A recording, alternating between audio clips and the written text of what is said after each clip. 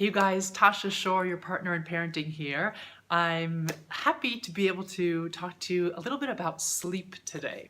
So inside my membership community, The Playhouse, where I work with parents of young boys, there have been some serious questions about sleep lately, and the term sleep training keeps coming up. People are saying things like, I wonder if sleep training is just this thing that I've been avoiding that I really need to confront.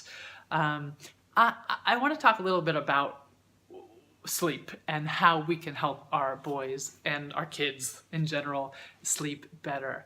So let's just talk about sleep training for a second, okay? So sleep training, generally, when we say that term, what it means to most of us is that we have a child who doesn't sleep well, so we put them to bed at night, we leave the room, we let them cry and scream and carry on and be upset until we can't stand it anymore. We go in, calm them, and then we go out again and try again, and we sort of do this back and forth thing. But you're essentially supposed to just let the child cry. Now, what this does is a couple things. One, at least for the parents that I've spoken to, it breaks our heart. It breaks our heart. There is nothing worse for a parent than knowing that our child is suffering. And when we hear those blood-curdling screams, it gets to us. It just does. So it doesn't feel good to us. The other thing is that it sends a message that I don't think is a good message to send to our kids, okay? It essentially says to them, you can cry, you can scream, you can try in any way you can possibly think of to share with me the information that you need me, and I'm going to ignore that because I know better. And if you keep going, I might peek in, I'll disappear again, but in the end, essentially what happens is that they give up. We force them into a corner where essentially they realize, okay, no one's going to help me here. I'm on my own. And yes, oftentimes in the end, whether it takes a half an hour or an hour or 10 hours, eventually they will go to sleep. They will accept the helplessness, that they are helpless, that they are stuck with whatever struggle they're going through, and we are essentially not going to move in to help them. Okay, you might be thinking, okay, this is a little bit harsh. I'm sorry if it sounds that way, but I don't believe that this is a healthy thing for our kids. I believe that we do need to help them through their struggles, and sleep is a time when many fears come up for our kids and for us. I mean, I don't know about you, but if I'm going to feel anxious about something, it oftentimes will come up for me as soon as I put my head on the pillow. It's like that rush of, oh gosh, what if I didn't do this? What if I didn't do that? What if somebody interpreted me wrong? What if I offended somebody? What if I'm not really good at what I do? What if, there's so many doubts and worries that come up at night. Fears arise for us and for our kids. And I think it's our duty to help them. So how do we do that? Because we're stuck. What are we supposed to do? So there's some things that really can help. First of all, let's kind of redefine what it means to train our children to sleep.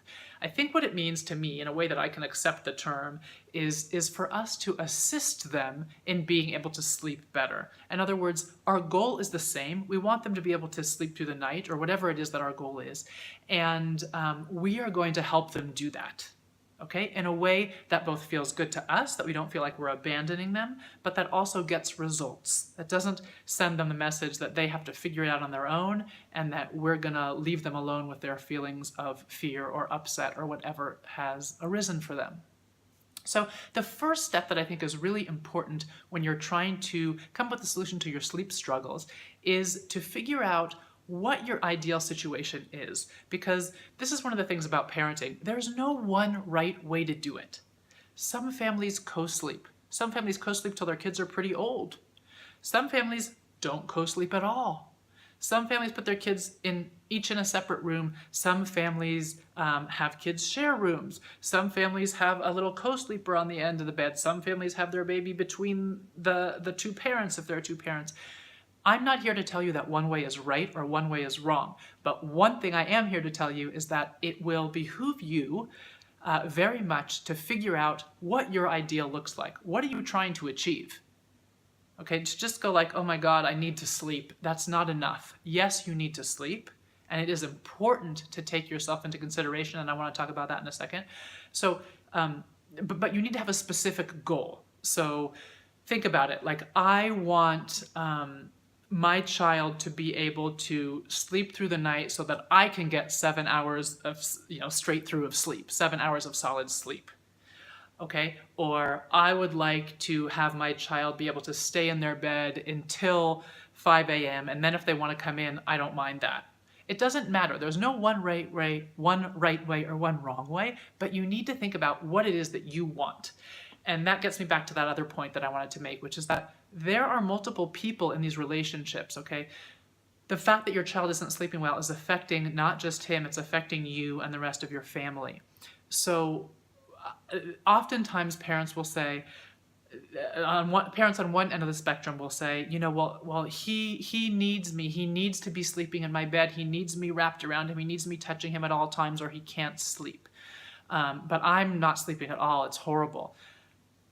I feel like my sense about that is that this sleeping arrangement isn't working. Why isn't it working? Because it's not working for both of you. It might be working for him, but you're not getting your sleep. That's not okay. You count too.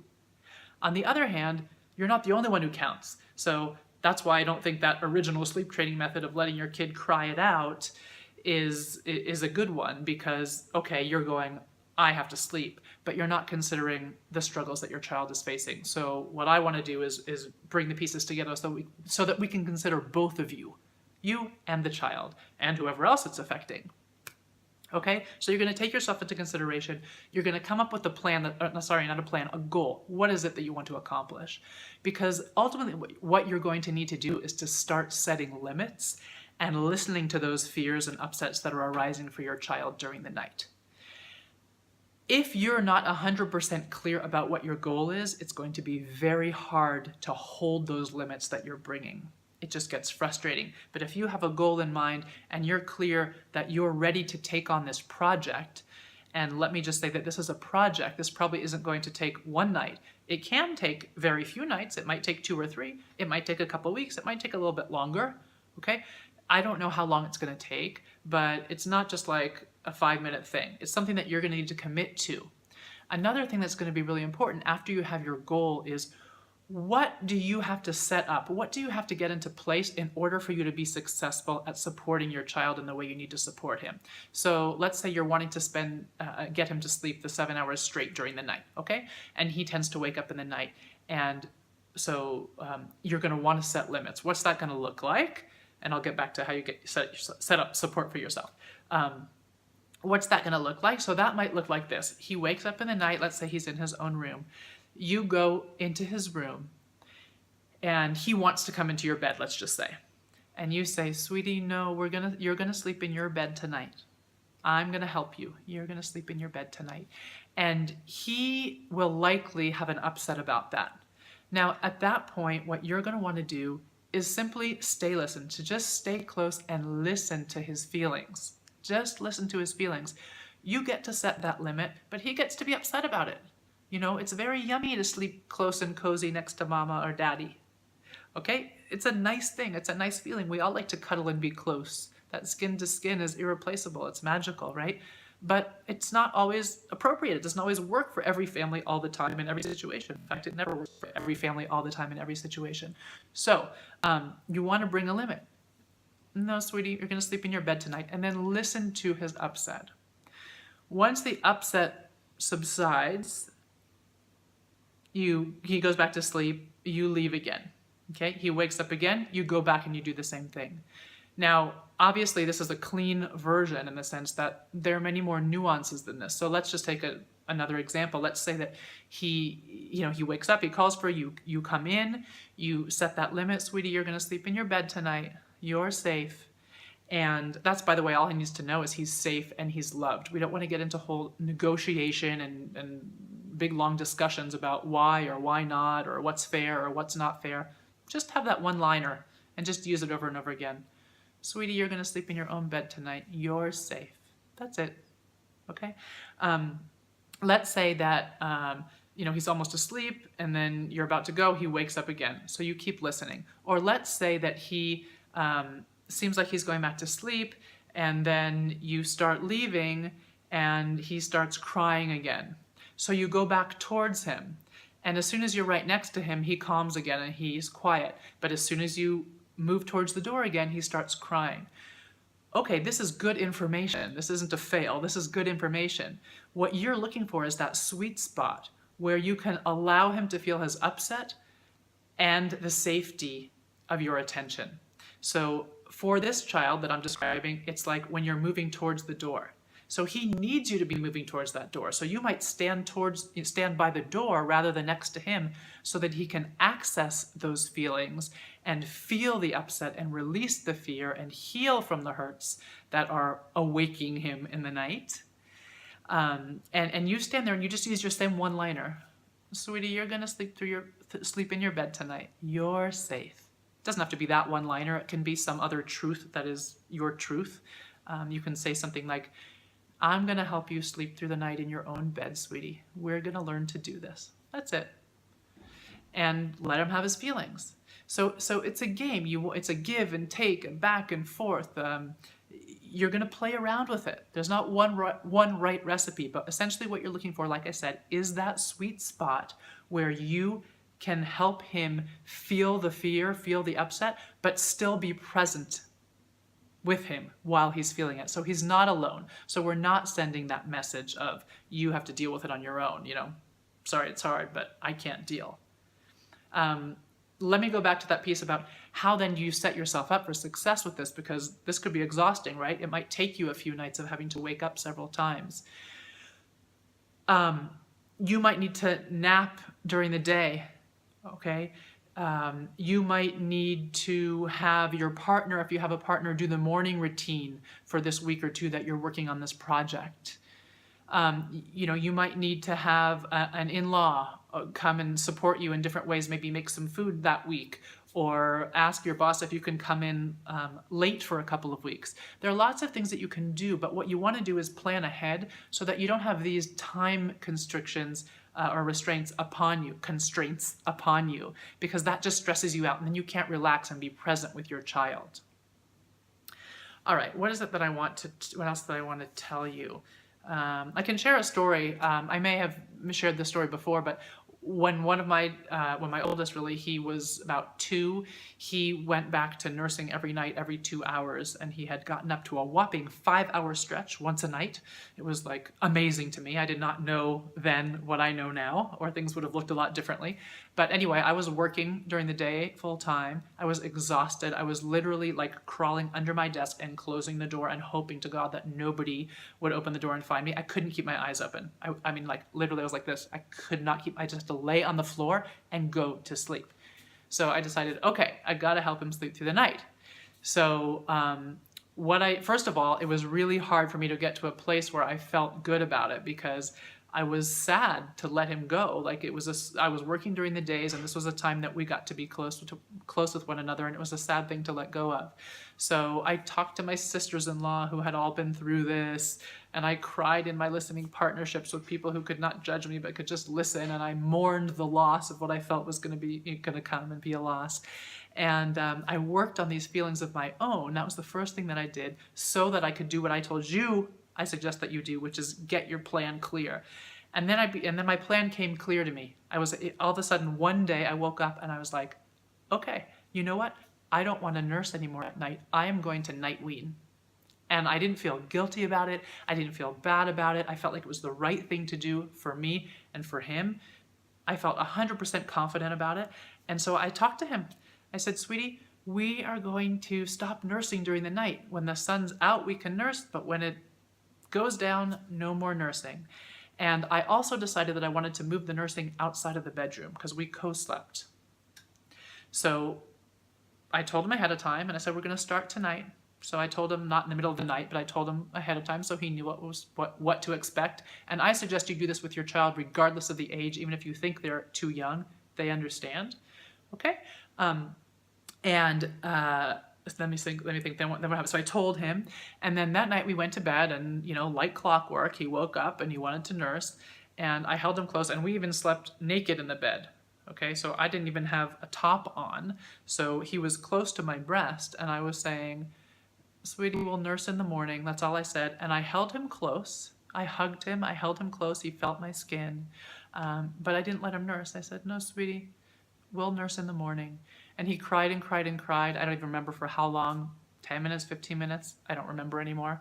And then he went back to sleep in my arms. And I laid down next to him, we went back to sleep. A couple hours later, he woke up again like clockwork, cried, a little bit less time. It happened, I think, 3 or 4 times that first night. I did it again the second night. Oh, and then we woke up in the morning and we went out of the bedroom and sat on the couch and I nursed him. We had a very fine day. He was great. I was great. The next night he woke up, I think it was twice. And I believe it was the third night that he didn't wake up anymore. And now, let's see, he's 15 and he sets his alarm clock for 1 PM so that he gets up.